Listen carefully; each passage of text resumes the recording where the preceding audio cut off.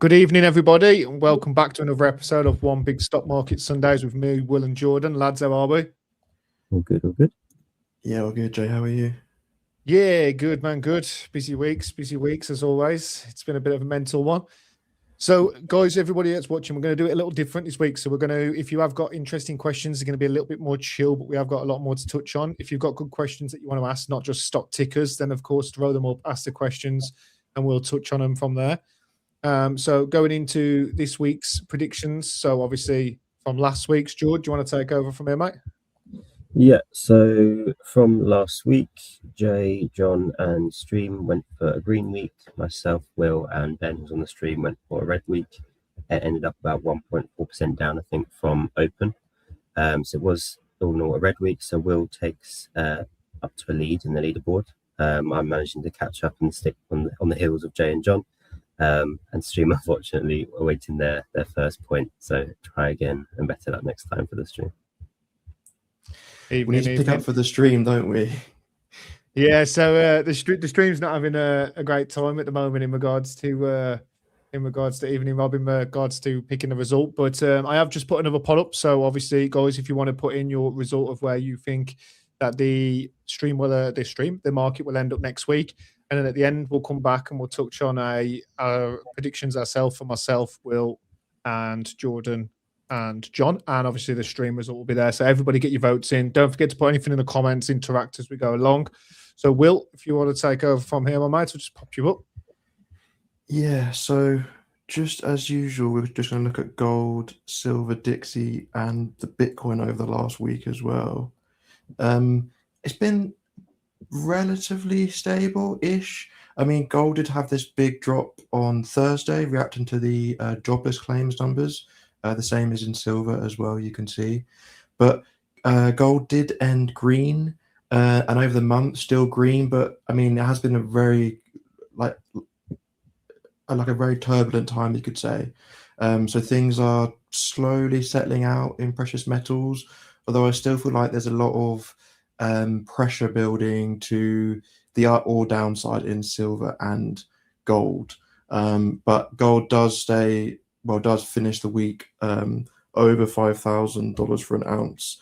Still super high on precious metals. And it will be interesting to see where they go over the next few days, weeks, months.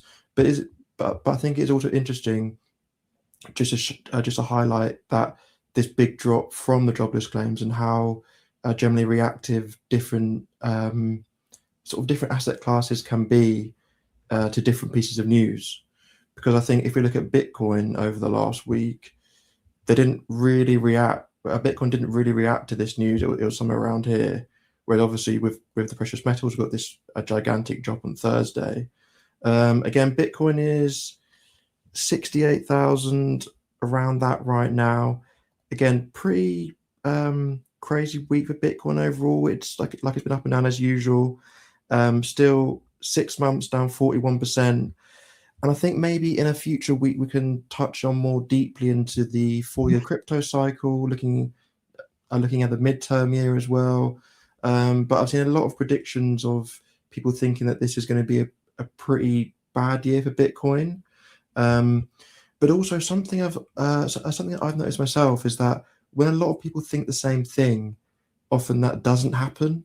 So it will be interesting to see. But obviously this is the fourth year of the crypto cycle, of the Bitcoin halving cycle, and the midterm year, which both of those things generally pretty bad for Bitcoin.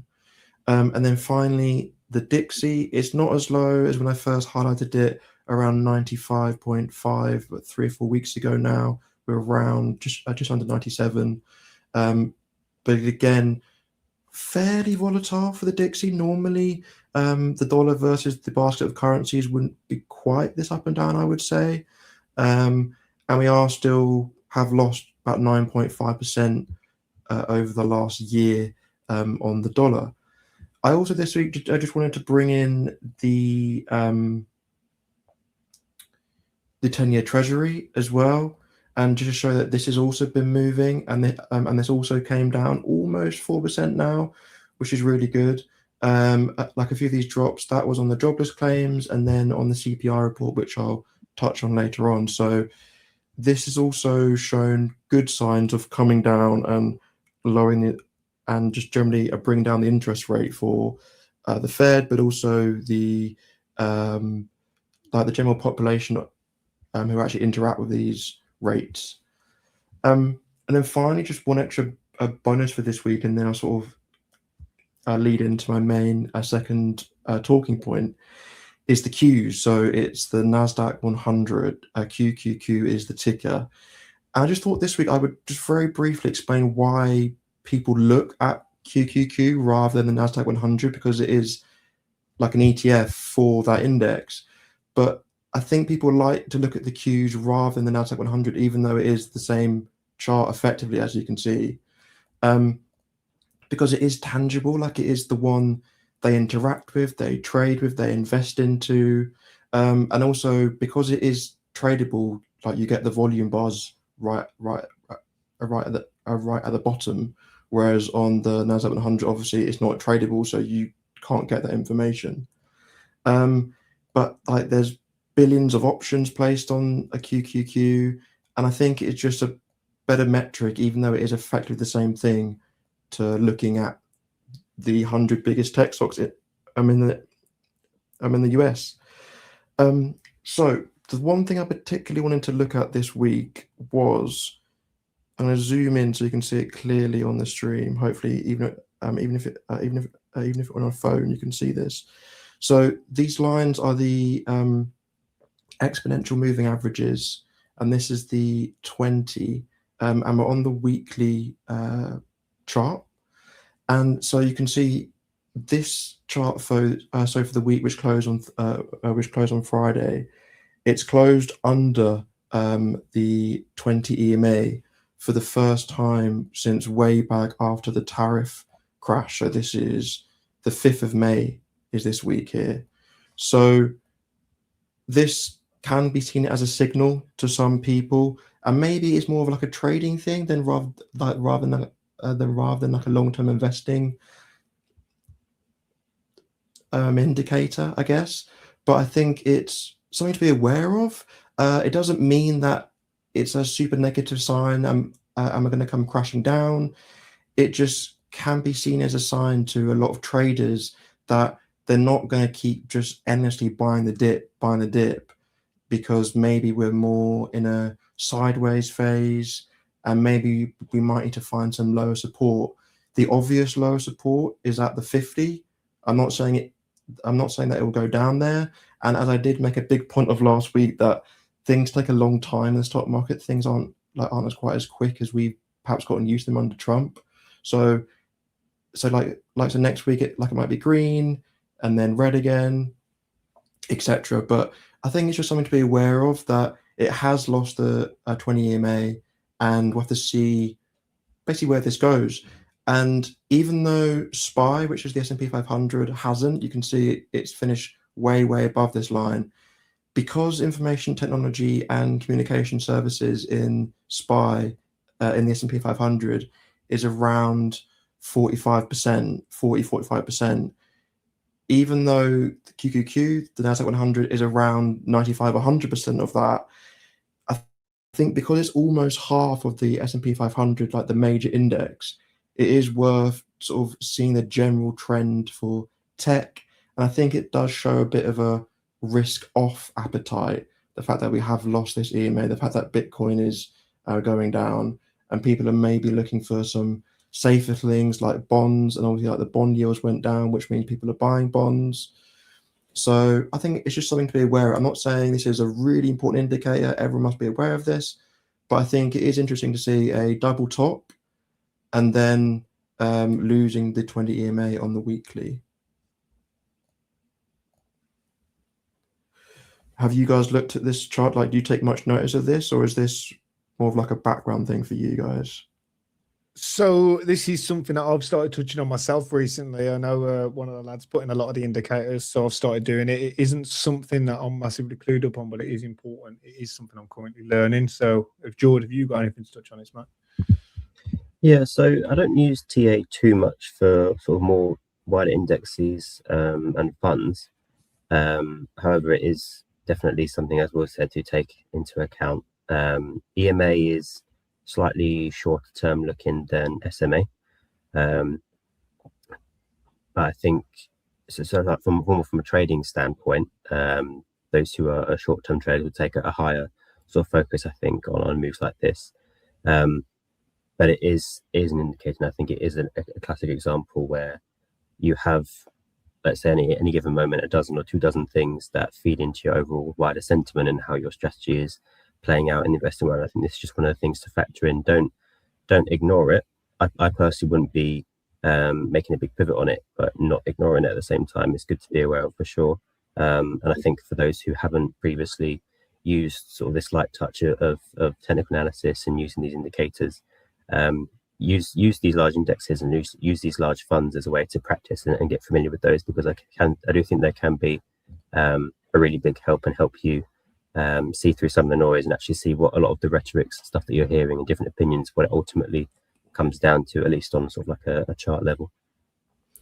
Yeah, because I think it's something which I've said in the Discord a few times, that even though I'm one of the people who post like the most news, the most talking points, all like the general noise, in actual fact, like it's almost a bit more of like a hobby, a bit more of like something to talk about, something to look at, something to keep track of. But in actual fact, to long-term investors, something like this is near meaningless. Yet, as a long-term investor myself, I still find interest, and I think it's something good to be aware of. And it's like a small collection, like a small tool in a basket of tools. But if you're just buying like an index every month, like this is essentially meaningless. I just keep buying it. But if you're being a little bit more active or want to try and look at like the short-term market trends, I think it is something which you can just have like a casual look at. Really, is that fair? Yeah, I'd agree. Should we go to CPI then? So last week, as we looked ahead, there was the jobless claims on Thursday, and then like the big one really was looking at CPI on Friday. CPI is the consumer price index.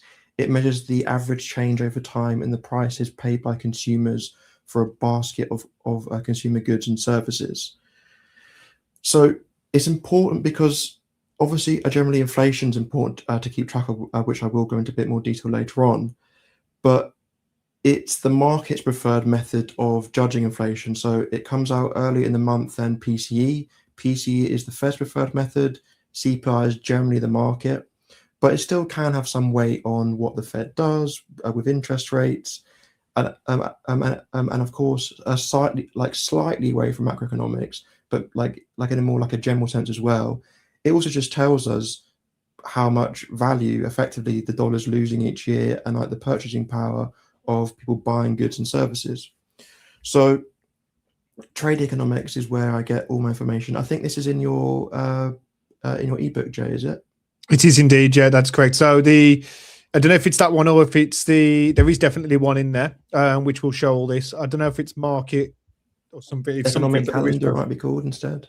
Yeah, that's what it is. Yeah, there is definitely one in there. And there is a calendar that tracks everything that's coming up as well. So that ebook is in the description. It's a fully stacked out ebook with all this stuff in. But yeah, if you want, apologies there, Will, for ambushing.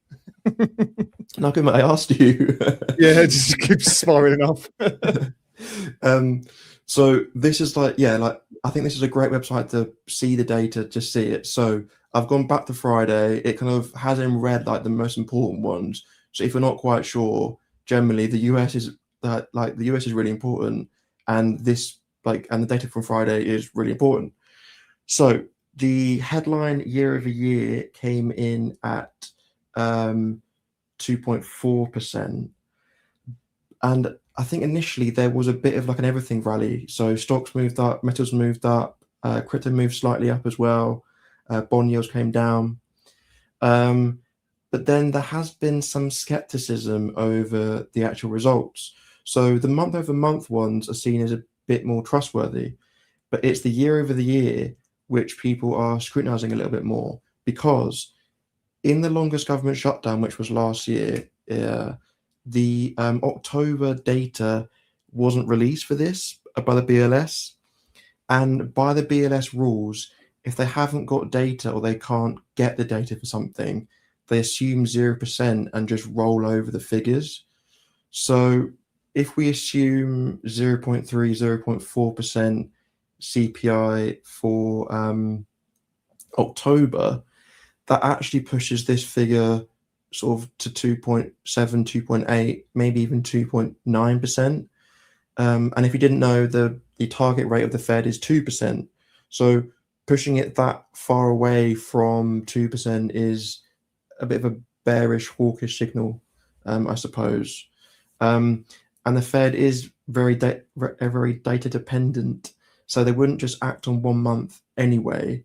But in theory, just so kind of parking the data discrepancy, because we can't really prove that until next November, to be fair, because we need like the full year to kind of cycle out of that October.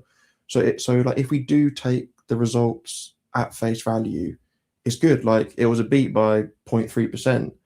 So it came in cooler than expected. And it does give some more hope that the Fed will cut rates and the federal interest rate will come down. So one thing we are trying to focus on whilst we do these streams and this podcast is focus a little bit more on why should we all care? You know, like, is this a really important thing, or is this just people nerding out about finance? But I think it does matter for a few reasons. So as I said, like the main baseline reason is that lower inflation means it's more likely that the Fed will cut rates. So why should we care about the Fed cutting rates? Well, there's the equity risk premium.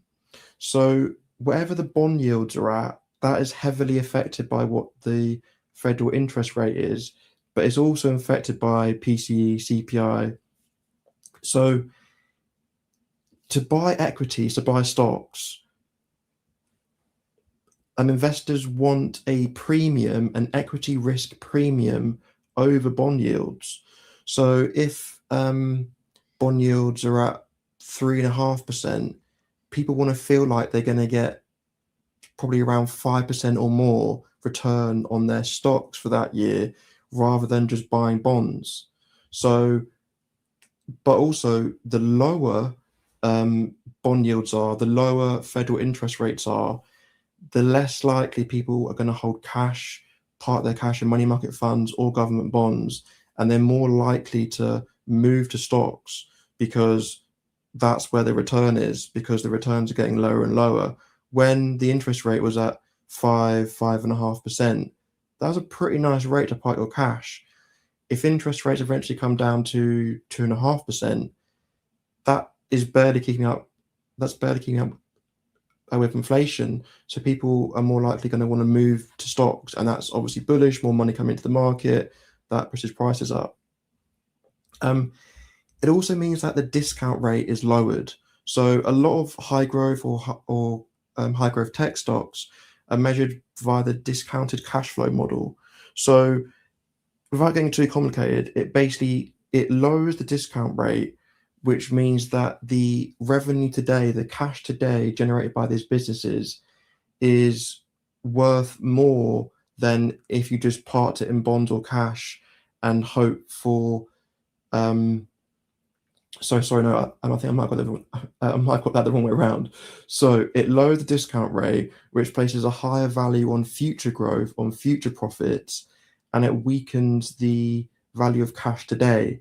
If cash today is stronger, people will come out of high growth tech stocks and go to cash themselves, go to money market funds.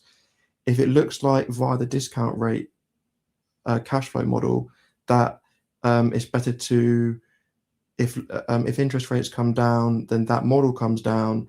Therefore, they're placing a higher value on cash in the future. So again, people are more likely to buy into these high growth businesses. But also on the business side, lower interest rates mean that borrowing's cheaper. So there's more mergers, acquisitions, investments, and more growth opportunities because people have more cash, or they can borrow cash for cheaper.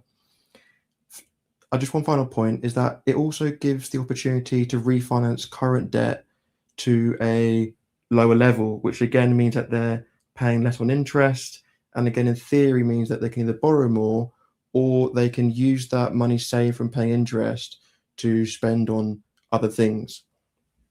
And just one final point is that 2025 saw a gigantic revision of the job numbers. So in 2025, the actual number of jobs was 1 million less than actually was reported last year. So I'm just making the point that rates probably should come down. There's a lot of trouble in the labour market and not as much in inflation, because those are the two Fed mandates. But also I'm highlighting the fact that the inflation numbers can also be revised. And even though we've got the actual numbers here in 1, 2, 3, 4, 5 months, these numbers can be revised when more data has come out. So it's just to be aware that these aren't final, like kind of set in stone data, really. Do you have anything to add to that, Jordan?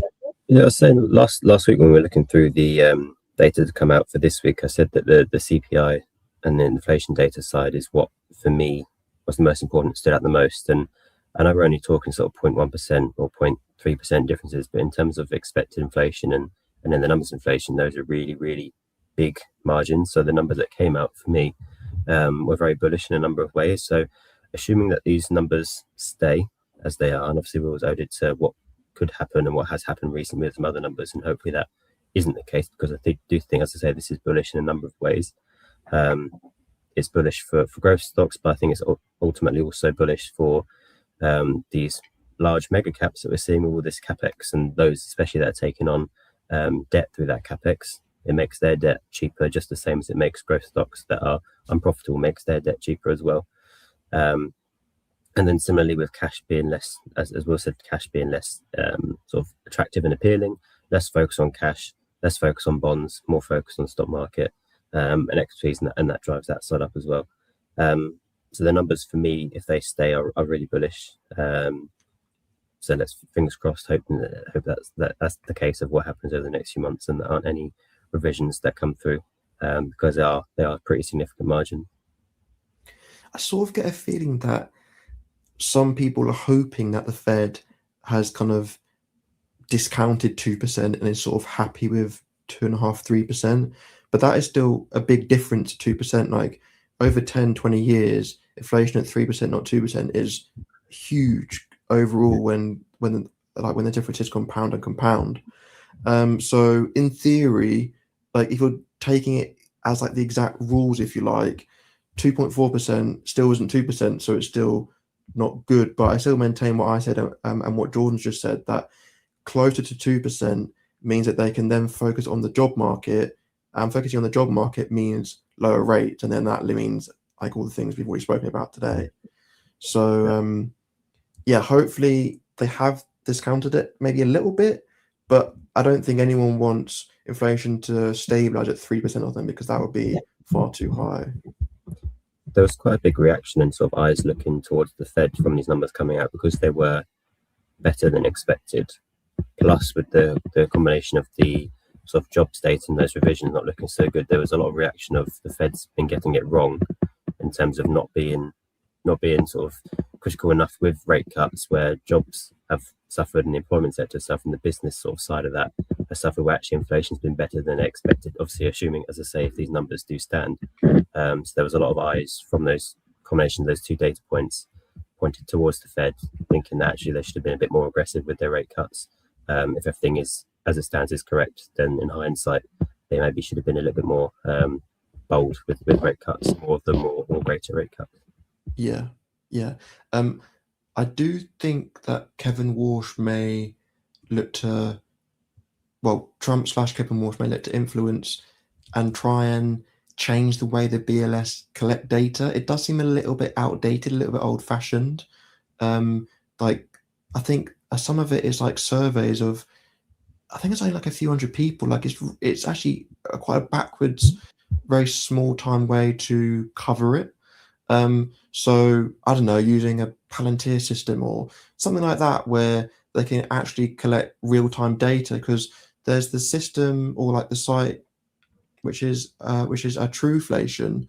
They try and collect more accurate data, like more real-time accurate data, and they've got inflation around 1%. So I do think that the BLS needs updating and sort of bringing into the modern era, I guess, using Claude or Palantir or something, something like that to just get better, quicker, more accurate data. You have anything else to add on to that, George? No, I'd agree. I think there's a little bit of a theme across the US, if I can comment on it, about things being out of date, i.e. infrastructure-wise, data-wise, the way things are set up, and probably other countries similarly, where for data to have so much importance behind it, and for how regularly they report on these pieces of data, I think that the process behind it needs improving and needs revisiting, because it's been as it is now for a long time. And we're in a more modern age now where the data like that can be much, or should be much easier to access and collate, and have a higher conviction in the data and not have revisions. It's even in sort of private businesses, so revision in like wallpapers, let's say, is really frowned upon and hardly ever happens. So to revise big data like this on a country's economy or jobs data or inflation data is pretty significant and shouldn't be the way at all. Yeah, because if you sort of thought of like a flow chart of, I don't know, a CPI data, and sort of went for that flow chart the whole way, like how much the PCE CPI actually affects it is absolutely huge. Like even though Jerome Powell is the US, like the Federal Reserve chair, in one sense, he's almost like the world's Federal Reserve, because that's how important and that's how much influence the US rate, the US as a whole, the US economy, the US housing market, the US stock market can affect the entire world. So getting good data to feed into the Fed effectively affects every single person on the whole planet. So I do hope that it's seen as an important matter to update the systems. Come on, guys! Like it can't be that difficult in 2026. No, it's sounds spot on. Is there anything else you boys want to add on to that segment, or are you happy with everything you've touched there? No, good. I think we better stop before I go on a Fed rant. Yeah. Right, Jude. You're going to touch on some of the Mag7 stuff and have a lovely presentation for us.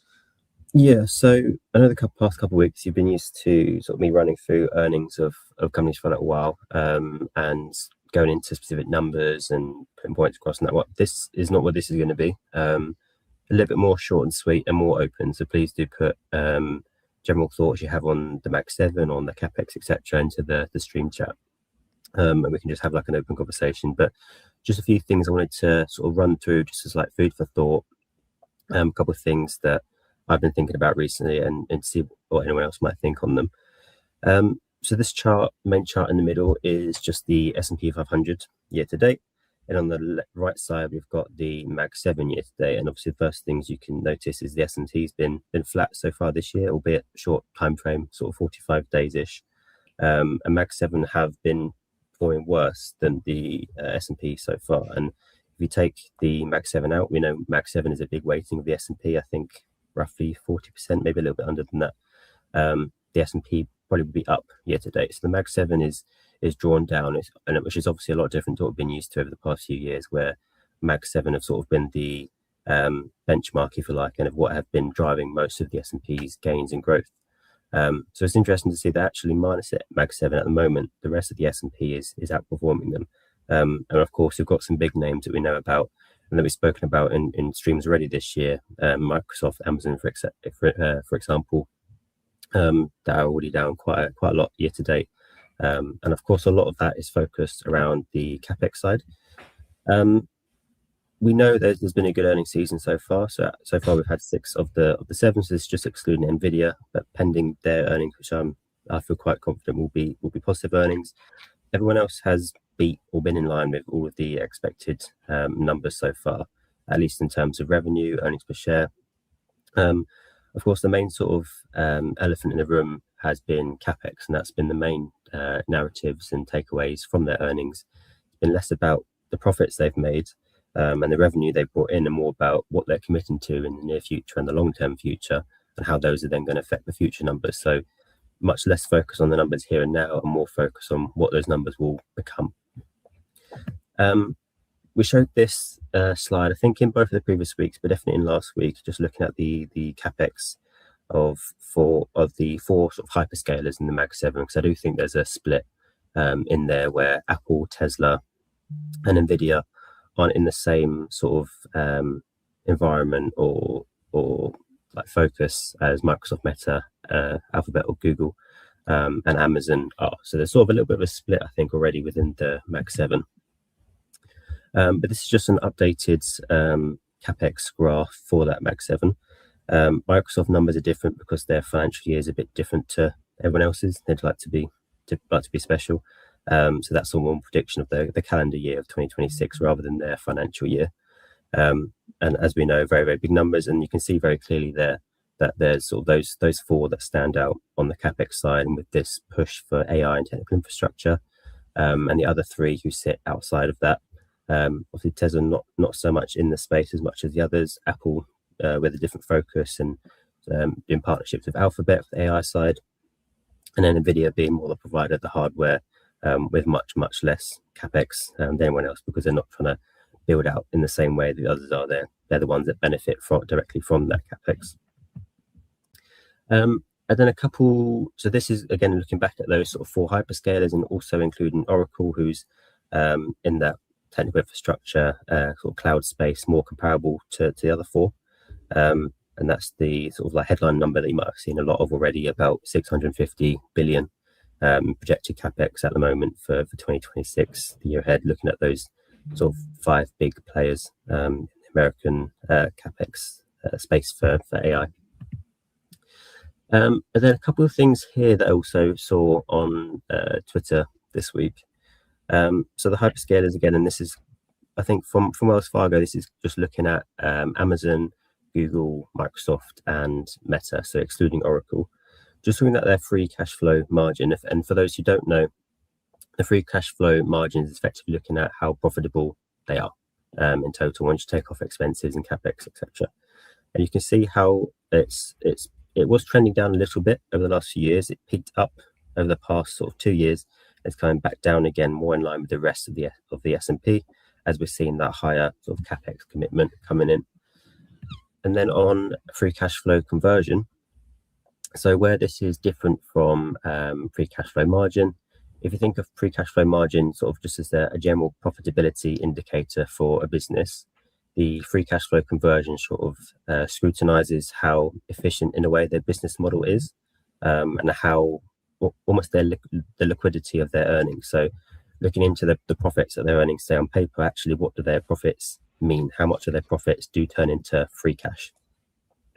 And what you can see here for those hyperscalers is it dropping down pretty quickly over the last couple of years, below the average for the rest of the S&P, which is sort of putting into perspective a little bit of those numbers and what that capex means and what those commitments mean, and how it's starting to tighten and reduce that free cash flow amount and the margin that they have, because more and more of their free cash flow and their profit margin is now tied up in their capex commitments, and it's dropping down pretty quickly. And the dotted lines there sort of giving a rough estimate for that. Who knows if it will drop as low as sort of 20%. These stocks have been known, especially Google and Microsoft, as sort of cash printers, and have always been known as being very cash heavy and having big cash piles. But the likes of Amazon, and I think Microsoft as well, then sort of net cash position now is going into the negative. So they have more sort of outstanding debt and long-term debt than they currently have in free cash. So quite a big change, quite a big pivot there. And I think that's kind of the theme for those four, at least, of the Mag7 as a whole, and it's kind of spreading out to the rest of the Mag7, is quite a pivot from previously what we've seen for the past probably decade, maybe more, of them being quite asset-light companies and organizations where their business models are less about owning these large assets, and more about the service and software they provide, more having the data side or the code side. Even Nvidia, for example, they don't build all of their chips themselves. They outsource a lot of that. They don't own the fabricators themselves, so they don't have much sort of capital invested in assets what they're really valuable for is the service they provide and what they give out, and they've been traditionally, as I say, very asset light. What we're seeing now is a pivot into being more infrastructure heavy. And I think the concern for some investors there is, what does that mean for those profit margins, where they've then been very asset light before. They've had quite low expenses, very high income, and they've been able to scale it very quickly and easily at low cost. Now it's moving into being more heavy into infrastructure. And are those margins going to be the same? Are those margins going to constrict and reduce a lot more? What does it mean for those profit numbers? Is it a less profitable business model that they're scaling up on compared to the core model that we've been used to for sort of 5-10 years, that we've seen year over year expand in revenue, expand in profit margin, something that they've sort of slimmed down through cutting their workforce, for instance, and making efficiency improvements. We're seeing it slim down into this really efficient business model that churns over big numbers year over year. And now it's changing into a little bit more of an unknown. I think in some of the earnings we have seen that AI is driving revenue growth, as we mentioned in previous weeks. It's not yet at the same level that their previous existing business models for the past 10 years have been at. And I think that's the big question. That's the big what if that we know people are asking: is this spending going to pay off? Is this spending going to convert into revenue in the same way that their previous business models have? Does it overall make the stock less attractive, less profitable at a lower margin? So all things to wait and see. So those are just a few things that I was noticing this week, been talked about, and just reflecting back from that earnings period that we've had. Of course, as I say, we've still got NVIDIA to come, although I don't think for this type of conversation it's as important to get those included, because they are slightly different. As I say, they're the ones who largely are benefiting from that big 650 billion in capex spend, because as we know from what earnings calls have said and what CEOs have said, most of that is focused into technical infrastructure and into this pivot into being more infrastructure heavy. So I guess my question for Jay, for Will, for everyone else watching is, how do you feel about that? Do you see that as a shift? Do you see the shift yourself? Do you see it as a positive change? Is it something that you see an equivalent element of risk to? And what your general thoughts and feelings? I guess anyone who is invested in tech at this point has to have some belief, and quite a strong belief, into AI and this new wave of capex that we're seeing, because that is what the next big step feels like, and that's what people are focusing on. But is it going to pay off in the same way, do you think? Are they going to be able to scale their businesses to the same revenue split as they have been previously? So yeah, question, I'm not sure if there's any in the chat yet, but for Will and Jay, in the meantime, how do you feel about that sort of shift? Do you see the shift in the same way? Yeah, well, it's a massive shift. And one thing I was really thinking about whilst you were talking, Jordan, is that I think some of the hesitation from the market, from the Wall Street analysts, from big institutions to keep buying those stocks, to maintain their multiples, is that it feels like the unknown. It's such a gigantic shift, AI, like it's going to affect everything. It's going to affect absolutely everything. And I think it's one of those things which is so big for humans, so big for the way we live, that I think it's almost impossible for us to genuinely think about that change, like it's that cataclysmically big, and not necessarily negative, not necessarily positive, but it's just gigantic. So if someone literally can't get their head around something, they're going to struggle to understand why companies are spending hundreds of billions of dollars and obviously trillions over this decade, like multi-trillions. So I do think there's a natural apprehension just from like the sheer scale and size, and also obviously, as you said, like analysts and like the wider community have got very used to those large piles of cash, effectively, which Mag7 had, but also they got used to the buyback programs as well. So they had a lot of buybacks going on. They had like all this cash.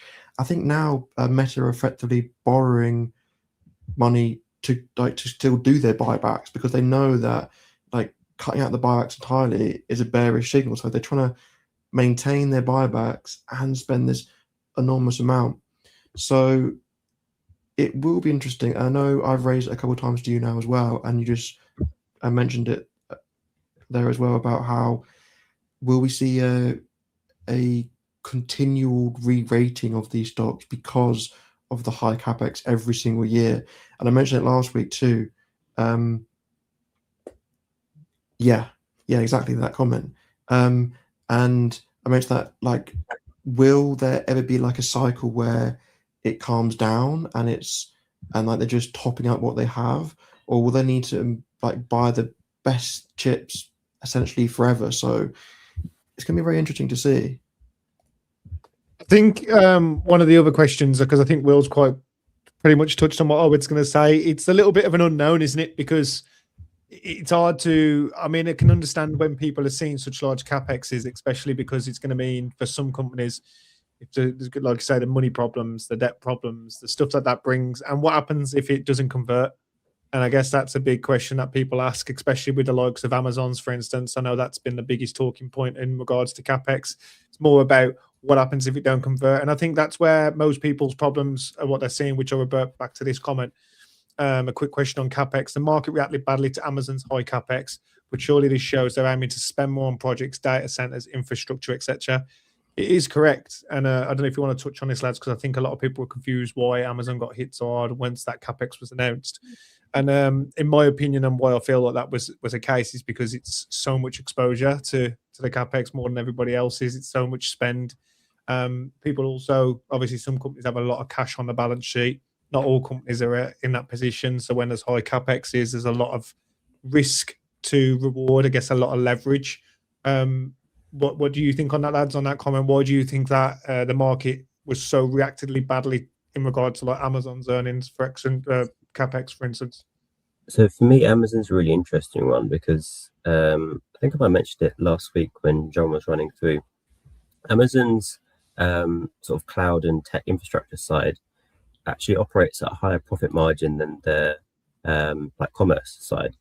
So generally, if Amazon's overall revenue is year by year slowly taken up more and more by that cloud side with AWS, their overall operating sort of profit margin, free cash flow margin should be increasing. It's bringing up their average there. As I say, the commerce side is much lower. They always operate on very low margins there for their next day delivery, for their just the way the business model is. It's more smaller margins, and the AWS has always sort of propped up that growth side, and obviously now it's switched. I think what we sort of talked about a bit before on Amazon and why the reaction was quite negative was just the scale of the capex compared to the scale of what income they have. As I say, they have low profit margins, and although they have the biggest revenue of the Mag7, I think they have the lowest or second lowest sort of overall operating income of the Mag7. So and yet the highest capex. So the ratios were much higher in terms of what they were committing to spend versus what they actually have to spend in cash, liquidity and marketable assets than the rest. And so they have the highest risk, if you like, out of all of them that have been announced so far in terms of what they're committing to spend, the debt they're going to be taking on versus what they actually have to pay and sort of show for it. I think that's the main reason why the market reaction was so negative, and Microsoft's a little bit different, and maybe we can touch on that if you want to go into that just on the SaaS side. But as I said, I do think Amazon's a little bit of an outlier because AWS is the highest profit margin. On Google, the Google Cloud products for the past sort of year and a bit have been at a relatively low operating margin because they've been newer to the place than Microsoft and Amazon has. And they've been sort of expanding and growing that up, and the profit margin is now catching up to the rest of the business model. And for the others, I'm not sure what their sort of overall average operating margin is and how their cloud side compares to it. Because I think sort of going back to the message from the stream is I think what we are seeing is it is profitable. It's profitable at, I think, Amazon for like a 38% margin, Google slightly lower, and I'm not sure what Microsoft's is. I think Google's is 30%.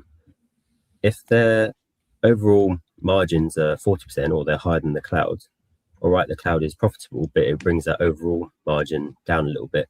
So then I think, yes, it does warrant a lower premium and lower multiple. If that's the case, they may still be making money, but they make less money per dollar that they spend or per dollar that you put in compared to what they did previously, because their new big expansive sector is profitable, but not to the same degree. So yeah, I think in that instance, it does warrant it. it'll be interesting to see what happens, because as I said last week as well, Amazon's operating margin on AWS has kind of stayed around the same region for quite a while now. They're the biggest operator, and they haven't really been able to push it beyond that 40%. It's got sort of sat around the high 30s for quite a long time. So whether there's more to squeeze out of it, be it through newer hardware, and obviously then that's the sort of the other question that you mentioned about what does that mean for continued capex, like, and we'll mention it as well, just buying the newest chips over and over again, and what do those cycles look like, and how much depreciation loss does that then bring in on the old stuff that's all of a sudden only second best and not the best anymore. There's so many layers and so many different parts to it. It's a really complex thing. It's exciting to follow and try and understand, but hard at the same time, because I think there's so many factors to play. Will, I don't know what your opinion is on that. Yeah, well, I think that the street also just wants to see guaranteed revenue from this huge spend. So that's why Meta on their last earnings, I know the stock price has now come all the way down and given all the bounce up, but post earnings it shot up because finally Zuck showed that they were seeing increased margins and high profits from the AI they were using in the advertising. So I think ChatGPT / OpenAI, they generated about $18 to $20 billion last year. I think Anthropic, Claude, I think it was about 15, 18, 20 as well. AKA, I know billion, like I know 20 billion is obviously quite a lot, but it's nothing like how much they're spending on all this, like on people, on their salaries, because it's really expensive, but on the chips, on the infrastructure, it's absolutely huge spending. So these analysts and the wider market, they want to see a return on this gigantic spend. And again, just going back to more of a human psychology almost sense of it, is that it's impossible for humans, I think, to imagine 100 billion of anything, like pounds or pennies or microphones or cows. It's basically impossible in our minds. So when you've got, I don't know, $2, $3, $4, $5 trillion being spent on capex in the next 5 years, it's impossible to think about how big that is. But also, are they really going to generate all that money back? But I think it's a big investment. It's a gigantic investment for the long term. I think it'll go on for the next few years, and we'll continue having this conversation. And I think eventually, hopefully, we will see a light at the end of the tunnel and people making money. But the reason why I was saying before how it's a bigger, wider conversation as well, because just to simplify it, if AI takes away jobs, people will have less job, people will have less money. Will they be spending money on services for AI products? Will they be buying as much? Will there be as much need for AI advertising, etc.? There's so many knock-on effects of AI improving, and it is a risk what they're doing. But I think that I kind of feel like they've got to. Google is, so therefore Amazon is, so therefore Microsoft is, so therefore Meta is, so therefore Google is, etc. It just goes on because they don't want to be left behind. I think the CEOs and the core people at those businesses see how Google dominated the search market from the mid 2000s, and Meta dominated social media from 2010ish, and we don't know we don't know what will happen. And if there is ultimately one winner or one core winner, well, they want to be that core winner. Of course they do. So they're willing to risk it now to win. And will there be multiple winners? Or will there just be sort of one main one, say a Google with Gemini being everywhere? Or will it be OpenAI, Claude, Llama, DeepSeek, etc.? So yeah, it's interesting. It's one of those things where we can talk about for ages, but it's a massive change. It's very interesting. I think the Mag7 earnings just keep getting more and more interesting to see what the capex is, what the buybacks are going to be less, what the borrowing is, and what the general comments are. It's interesting what you said about one sort of spending, because the other spending kind of feel like you have to, not to go off on a tangent, so only touch very lightly. Google last year announced that it wanted to acquire a cloud security company, and the regulations of that have been confirmed. And I think an element of it, they paid a really high premium to acquire it, and their initial offer to acquire was declined. I think part of that was they kind of felt they had to, because if they didn't, then Microsoft or Amazon would acquire it, and it's a massive cloud security company, and it gives them an advantage over the other two in such a massive way. And I think that just when you're talking, it reminded me a little bit there of sort of those cases and those situations where there's an added value, an added reason to spend on something, and that is that you spending on something, or you sort of like taking a market share or taking capability, denies that same thing from your direct competitors. And I think like you say, that's kind of like a rebound effect with the capex, that if one were to sit back and spend 50 billion on capex, which is still a crazy number, but then their direct competitor was spending 200 billion, let's say Microsoft spending 50 and Amazon was spending 200 billion that it is, Microsoft would eventually, like at those numbers, probably not be able to keep up with AWS. So they'll almost kind of have to keep up as much as they can. I'm not saying that's the main reason for the numbers at all, but an element of it for sure. Yeah, well, I mean, even with Zuck, like he's like purchased, in inverted commas, people. Like he's bought companies to buy the talent, because he wants to stop the other companies getting that talent or having access to talent. So I think he's bought 50% of Scale AI is like the main one. And I can't remember the gentleman's name now, but he's a really famous person within like the AI space, like a really knowledgeable top researcher. And he basically kind of bought the company to buy him, to bring him on board. So yeah, like it's about acquiring talent, about like acquiring companies, as you said, and sort of bringing as much as they can in like their overall umbrella, I guess. And I think what you've just touched on there, actually, I was just trying to find something quickly, but I've lost it, about the people side of it. That's like, people are so scared about like AI replacing all these people and all this, but like you say, some of the companies acquiring some of the biggest names in the industry and paying a lot of money for them, that's needed to make sure that AI and stuff still moves in the right direction. Is there anything else you lads want to touch on that, or are you happy with that segment there? No, let's move on, I think. Otherwise time otherwise flies we'll be fast, here all day on don't it? this. Yeah. So obviously the next segment that we want to talk, and I think this is quite important, we've been losing time for this for the last like 3 or 4 weeks that we've been trying to do it, and I think this is a very important segment, which is the 3-day rule.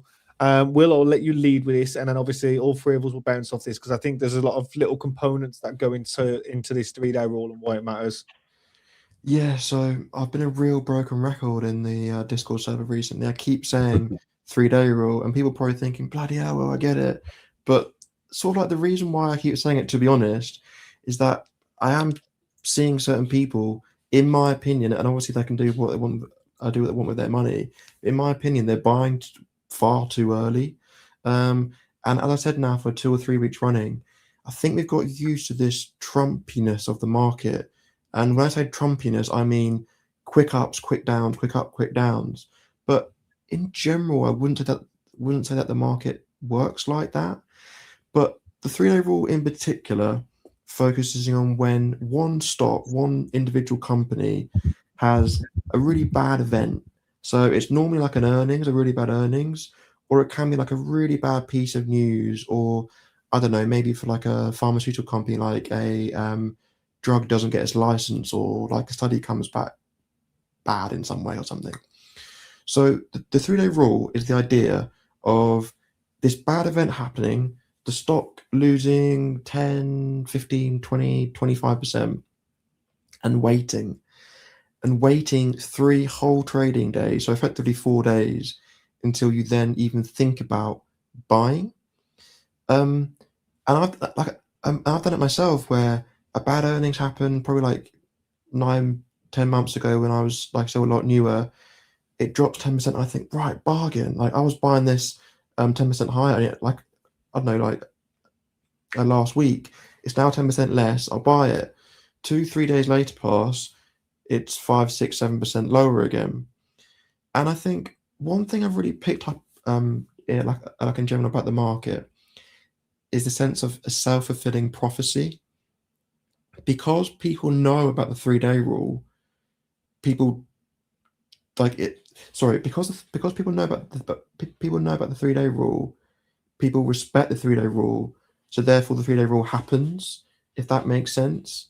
So because it's a thing, it's a thing effectively. Sort of what I'm saying. So a bit more like the reason why it actually is a thing is because institutions have a lot of money, especially with a smaller mid-cap stocks. They can't just dump their shares if they want to sell after a bad earnings. It can take hours, days, sometimes even weeks for a large institution to sell their shares without drastically affecting the market price. Or even if it's a larger stock, like they can't just dump all their shares in one go.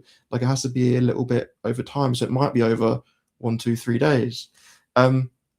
Also, if there's been margin calls, it takes a little bit of time for investors to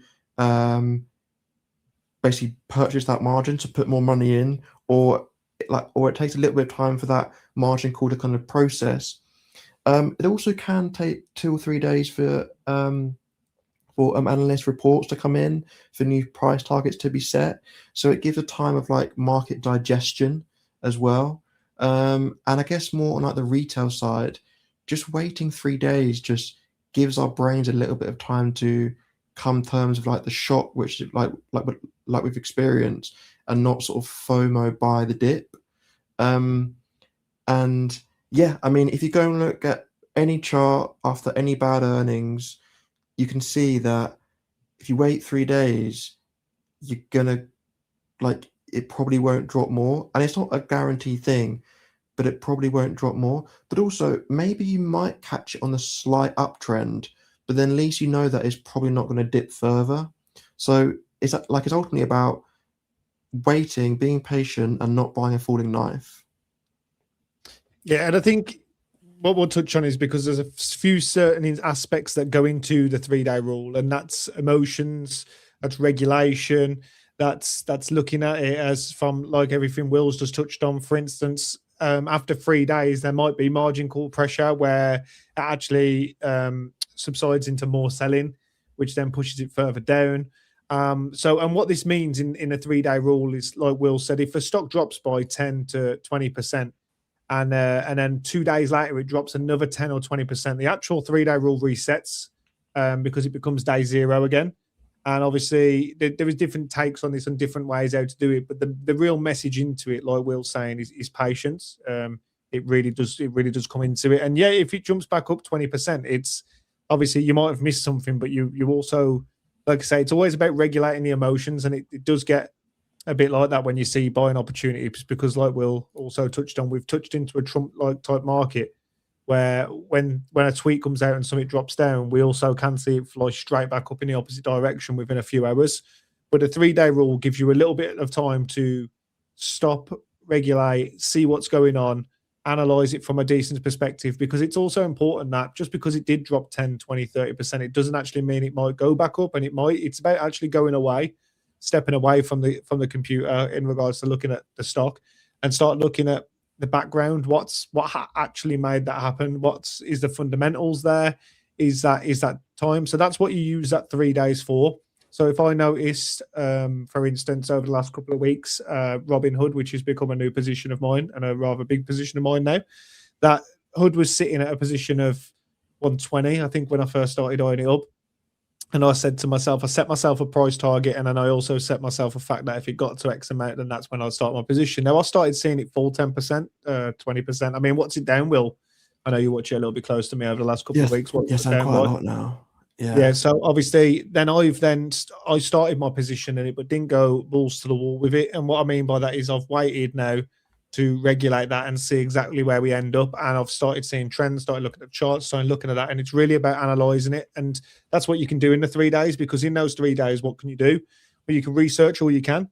You can look for similar drops in the sector or with the same stocks in regards to that sector of what's going on, or is it the whole market? Because if it's the whole market, for instance, we've got a government shutdown that's 30, 40 days long, well, then you need to analyze it, because 3 days might be more than what you need. And that's where the emotional side comes into it. And again, you compare it with its peers. So if Hood's down 10, 20%, what's SoFi looking like? Is SoFi doing the same dance? What's going on? There has to be a lot of factors and fundamentals that really matter to that, because what a lot of people do, and I know Will just touched on it from in our own community that we see is something will drop by 10%, and 10% in a $7 stock is not very much at all, and I'll buy. And then it'll drop another 20%, and then I'll buy. And it's a constant buy the dip. And yes, that mentality has to be right, because if you're going to buy something at a really cheaper price, then it matters. I mean, if you were buying the stock at 120 and now you can buy it at 90, it's a no-brainer. You're buying it for a quarter of a less of the price. But it also matters about waiting, regulating, taking your time, and really understanding why that's dropped. And that 3-day rule is very essential to that. Well, I was speaking to Will before this. For me, I don't necessarily follow like specifically a 3-day rule, but in terms of not doing things instantly 100%, like I would always discourage that for sure. If I use a specific example, I think so I've invested for a while. Back in early 2022, I was quite new to individual stocks. Before that, it would be more cash funds, ETFs. So was used to just like money growing pretty steadily, and not too volatile. So I got into individual stocks recently-ish, maybe end of 2021, early 2022. And was kind of like starting to get a little bit thrown off by the amount things move. Like they moved pretty quick. And early 2022, they're moving pretty quickly in the wrong direction from what I wanted them to go into. Fast forward to late February, I think the 23rd, a certain big country invaded another big country, and the indexes all dropped pretty quickly. Individual stocks dropped pretty quickly. I was getting a little bit nervous, wanted to just close out and sell and protect the money from going down any further. Someone was guiding me sort of through everything at a time and said, just leave it at least a day. Look over your portfolio, see what things are happening, follow the news, see what you think more widely. Don't react straight away. And often there'll be bounces from big crashes like this. The next day, I think the S&P 500 had a bounce up by 3%, which is obviously a massive day for S&P 500. And some of the positions I wanted to close, I then closed a day later. Still at a small loss, but a much less of a loss than they would have been the day before, because things had quite a big bounce. And that was an instant lesson of don't react straight away. Nothing needs you to react immediately. Sometimes you can just see what's happening, sort of take it on the chin for the moment, and look into a bit further and make a more educated and informed decision, and make a more confident decision. Because I think ultimately you can't really make a decision in the space of an hour and be 100% confident that what you're doing is the best decision for yourself.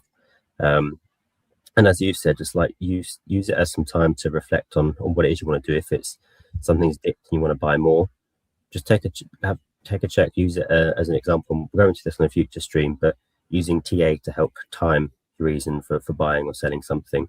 The fundamentals inform if you do or don't want to as an overall, and the TA side can sort of help you time that a little bit better, and target specific regions. Reassess, like, is this really what I want to do? As you said, like taking information, compare other similar stocks, that sort of thing.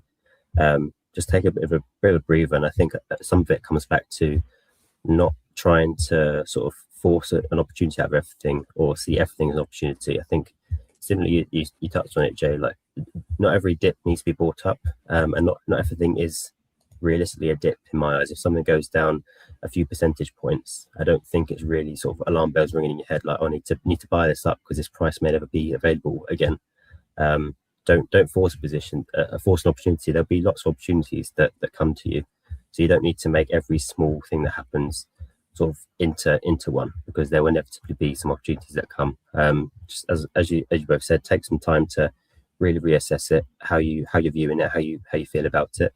If you still feel the same in a few days' time after taking all that information and sort of reasserting and reaffirming what it is you are thinking or believing about a stock position, then go for it.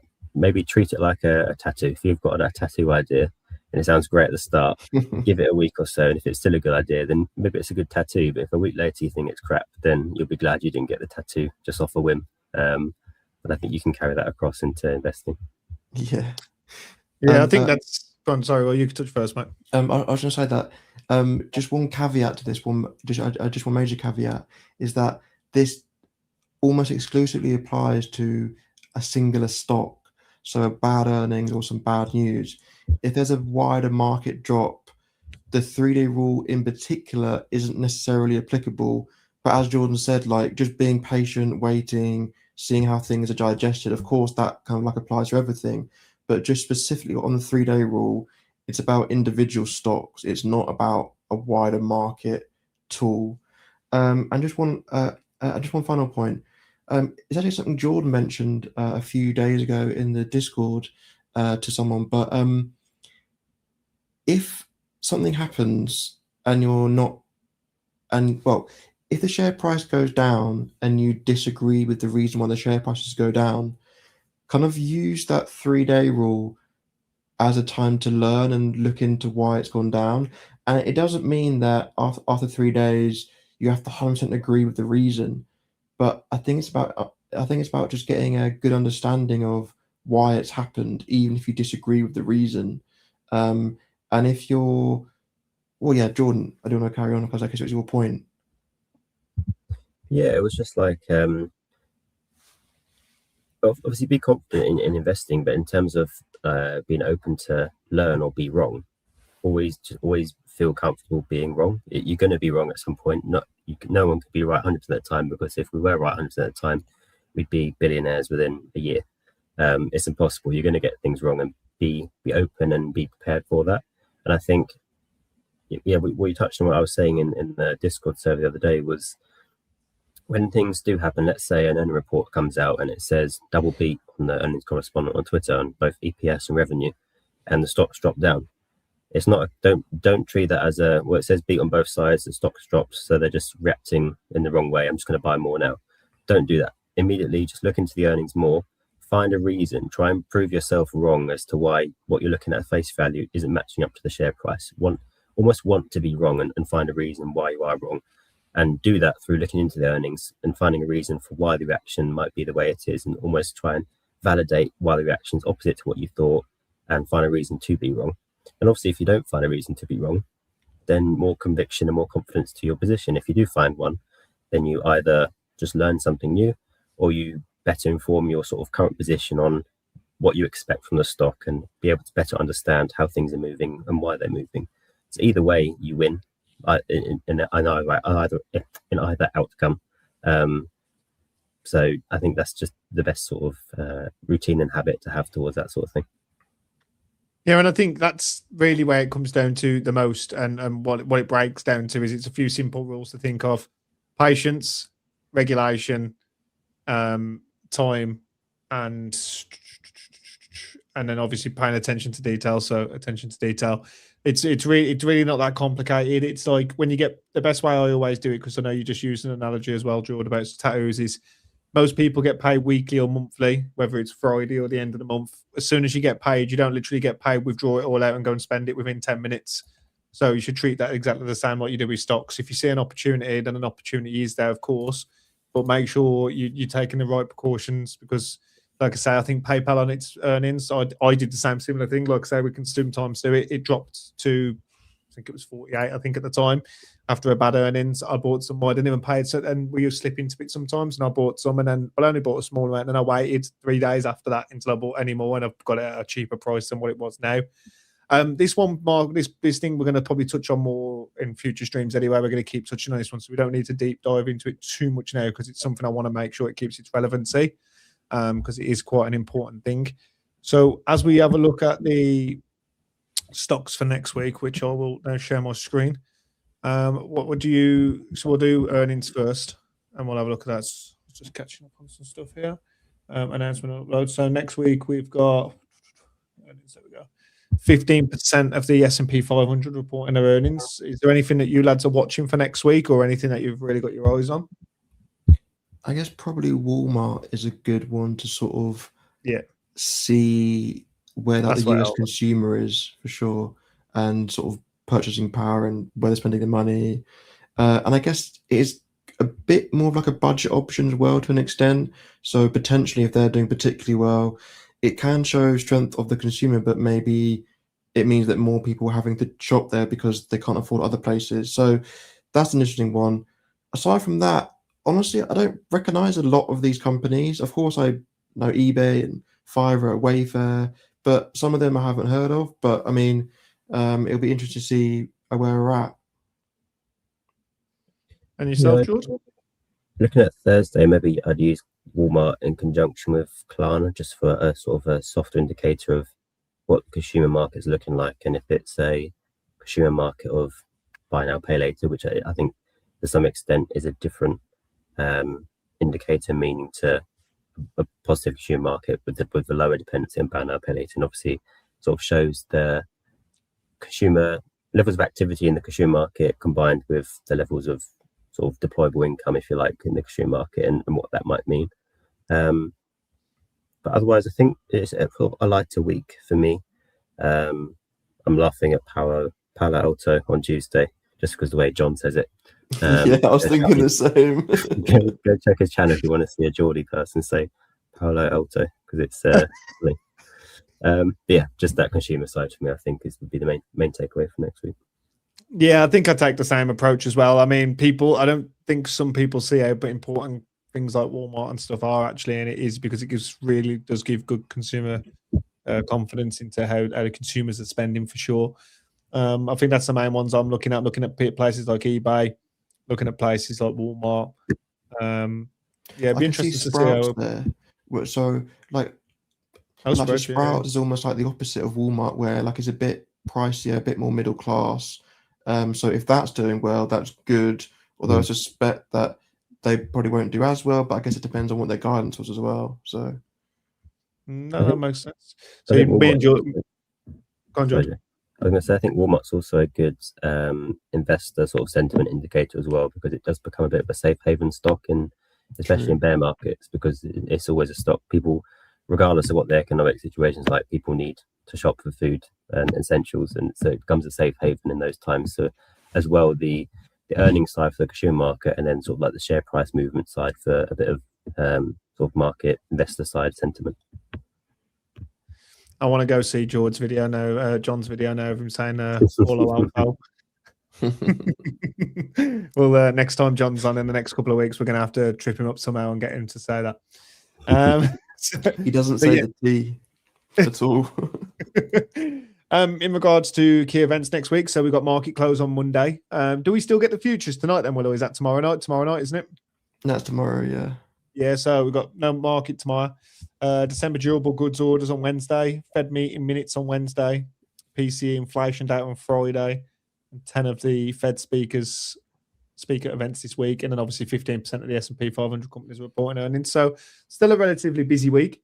Anything you guys want to see looking out for this week? Or yeah, well, obviously PCE based on what I said earlier. So we had a CPI. PCE is definitely the big one of this week, but also the minutes coming out, and also the 10 Fed speakers speaking and doing events. I think that's good to get like a general vibe of sort of where we're going. I think the general perception is, what I've picked up is that there's going to be 2 rate cuts this year, possibly 3, but none of them are going to be under Jerome Powell. It's all going to be from May, June onwards under Kevin Walsh. So hopefully we get a very low PCE, and that will increase the likelihood of a rate cut. But I can see that it actually is for a December. So the fact that it's basically like a month out of date because of the government shutdown still having its effects at the last one. So whatever number that is, that won't have as much significance as if that was the January one. I guess you're the same, Jordan J, isn't it? Just like the PC, you're like the absolute big one, really. Yeah, I like to say, I think a lot of people in investing don't actually pay that much attention to macro, and it means a lot more than the average person does. Like, I think touching back to what George said about some people just look at earnings, see green and think, that's it, I'm going to make a load of money. And it don't really work like that, because macro matters, guidance matters. The small details that are actually the smaller details matter more.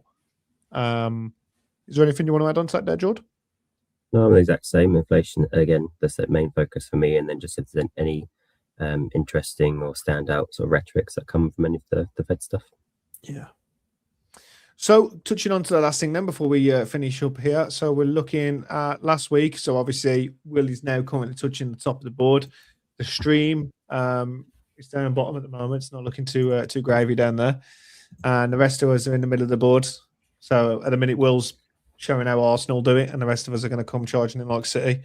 So, so Will, since you're top of the board, my mate, you're going to go first. What are you looking for next week? Yeah, I'm going first again. I complained about it last week as well. It's one of them where I think we'll probably be flat, but obviously flat means slightly up or slightly down.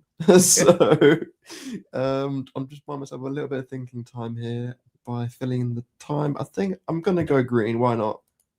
Yeah. Okay. I'll go I'm obviously sticking on the board, so I'll go next. I am thinking I'm so with you, Will, because I think it depends on what those macros coming on Friday is really going to put where that edge of the week goes. Yeah. Especially the end. And so I'm gonna stick with the positive because we were down a bit this week, and I think because of Monday, I've looked at Bitcoin, it's down a little as well. So I'm gonna go green for next week myself. And yourself, George? It's so hard. I know the week's a coin toss, but this one does feel like a real 50-50 coin toss. Yeah. I'm almost wanting to go green just because of the most bearish person on the crafting table so far. No, I'm going to go red again. Yeah, and then obviously did somebody get John's?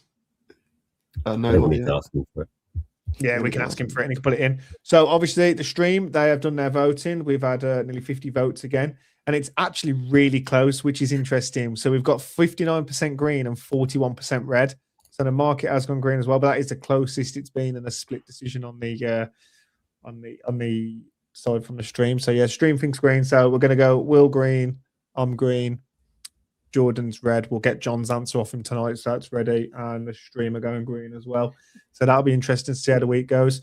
Paul, I know you've just asked what's the close for tomorrow. Another American holiday. It is indeed. It's President's Day, so the market is closed for tomorrow. So yeah, no, that is everything from this week, lads. Is there anything else you want to touch on before we finish? No, I don't think so. Yeah. It was a good stream. I enjoyed it. I like the questions. So any more questions for next week, just bang them in and we'll try and answer them. Yeah, and I just want to say thank you to you both as well, Will and George, because Jordan and yourself, Will, you come with such good presentations, a lot of links for the guys, and I don't think a lot of people realise how much time that takes behind closed doors to actually get ready. So thank you to both of you for putting the time in that you do. Well, good. Pleasure. Thanks, mate, and you. No, I appreciate it, Rightio. Then that's another One Big Stock Market Sunday with me, Will and Jordan. We appreciate you, and we'll see you all again next week at 8 p.m. on Sunday. Thank you for joining us. Bye, guys. Later. Cheers, everyone.